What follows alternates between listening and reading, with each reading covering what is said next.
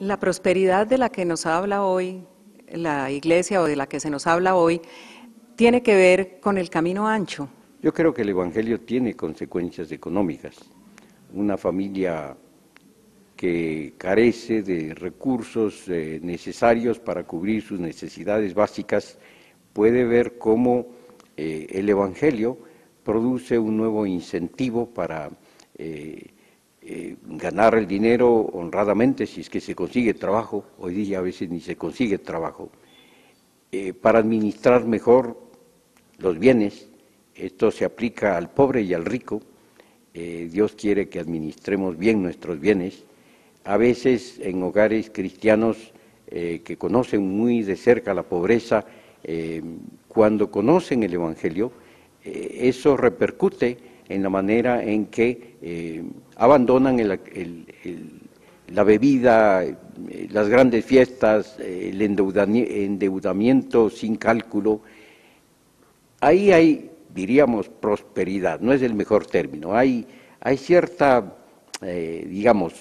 consecuencia lógica de una administración mejor del dinero y de conciencia de cómo se debe usar los bienes que Dios nos ha provisto. Pero esa es una cosa. Otra cosa es pensar que Dios promete y cumple con una prosperidad material. Como he dicho antes, eso es ajustarse a una sociedad de consumo. Mientras más tengamos, más fieles somos. No, un momento. No hay ninguna base para afirmar eso. Es cierto que en el Antiguo Testamento se nos dice que Abraham, por ejemplo, prosperó, no necesariamente porque fue fiel en el sentido en que hoy se dice que uno tiene que ser fiel, dando más ofrenda. Eso es ajustarse a una sociedad de consumo. ¡Wow! ¡Qué comentario! Creo, Alfredo, que es muy importante saber también que un camino de eso nos lleva a la vida eterna y otro camino de eso nos lleva a la perdición. Qué importante es definir eso. Hay un texto que me trae ahora a memoria. Muchos son llamados, los pocos los escogidos. ¿Cuáles son esos pocos que se escogen? Son los que han decidido andar por ese camino angosto, ese camino que nos demanda santidad, como decías, perseverancia, anhelo y amor por nuestro Señor, y el que no simplemente anhela la añadidura, la bendición, el camino fácil, la falta de compromiso, que nos da únicamente el asiste, participa, y no nos dice comprométete, muere a ti mismo, búscame. Y es que, Abner, la salvación la hemos abaratado demasiado, porque desafortunadamente las grandes campañas masivas, que obviamente admiramos, respetamos estos enormes esfuerzos, tienen también sus debilidades, y una de sus grandes debilidades es hacer creer a las personas que simplemente una oración en la que a veces ni siquiera tienen una conciencia de qué es lo que significa, a veces ni siquiera comprenden los términos de esta oración. Por eso me gusta mucho la metodología de evangelismo explosivo, donde se toma a la persona cerca de una hora explicando el plan de salvación, versículo por versículo, y finalmente cuando la persona toma una de estas decisiones, no lo hace en un momento emocional, no lo hace en un momento en que realmente está dando gritos porque tiene la necesidad de que Dios haga un milagro.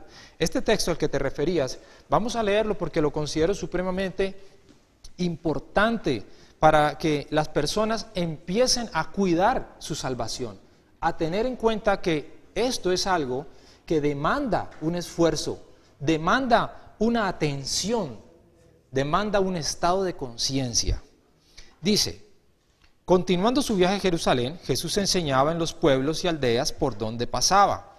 Señor, ¿son pocos los que van a salvarse? Mira qué pregunta más tremenda. Le preguntó uno de ellos. Esfuércense por entrar por la puerta estrecha, contestó, porque les digo que muchos tratarán de entrar y no podrán. Tan pronto como el dueño de la casa se haya levantado a cerrar la puerta, ustedes desde afuera se pondrán a golpear la puerta diciendo, Señor, ábrenos, pero él contestará, no sé quiénes son ustedes. ¡Wow! Dura palabra. Dura, esta es dura esta palabra, Alfredo. Y es que es cierto, Dios está diciendo, si tú eres mi hijo, sígueme.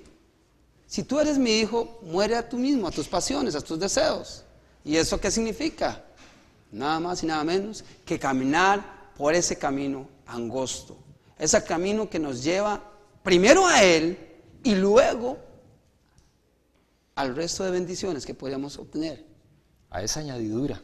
A esa añadidura. ¿Sabes? Y ahora me acuerdo un poco de lo del hijo pródigo. ¿Qué tuvo que hacer el hijo pródigo? Él se fue por el camino espacioso, a la fiesta, a la alegría. Tenía dinero, tenía amigos. Pero tuvo que regresar en arrepentimiento. Tuvo que venir por ese camino difícil de transitar, de andar. ¿Y a quién buscó? Buscó al dador de la vida, en que representa a su papá. ¿Y qué obtiene con él? La añadidura, el beneficio de anillo en su dedo.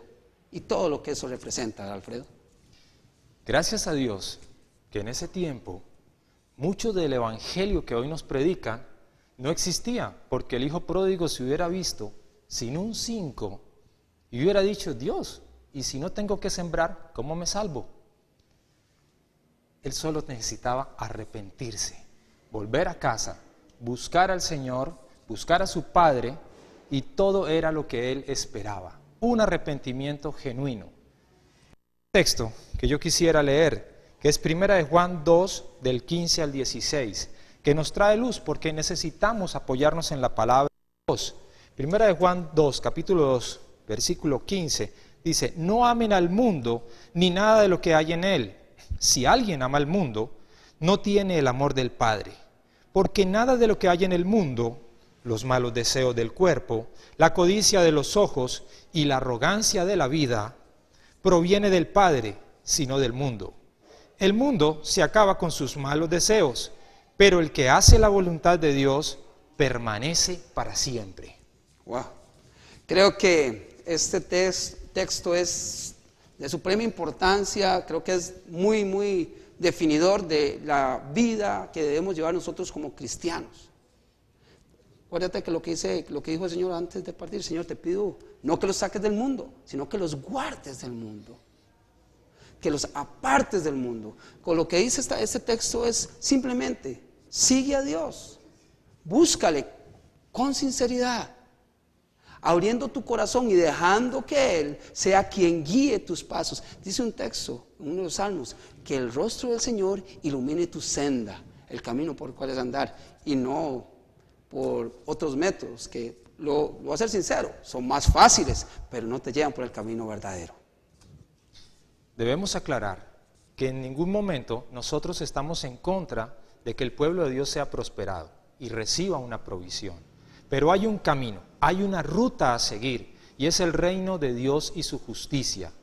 Esto de caer también en el otro extremo, la famosa doctrina de San Francisco de Asís, de creer que la pobreza, el dolor y el sufrimiento nos lleva directamente a la salvación, es una doctrina tan falsa como decirte que justamente buscar la prosperidad es el objetivo del reino.